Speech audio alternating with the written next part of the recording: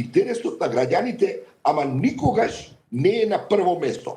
Секогаш е калкулацијата партискиот интерес, гласови паму помалку минус плюс.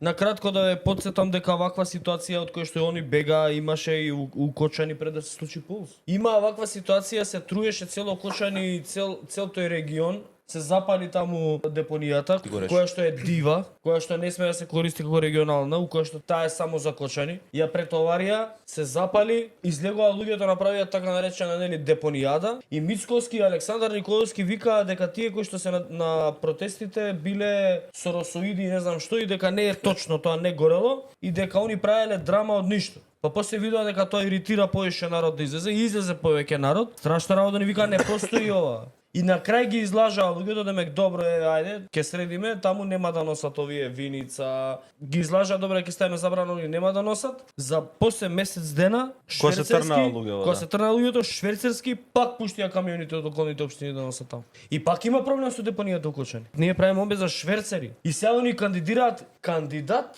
ќе поддржале надпартиски во Кочани. Тоа се лудаци без основно ниво на самокритика. Они само евалуација не знаат да направат. Кај се наоѓаат у моментов? Што они направиле?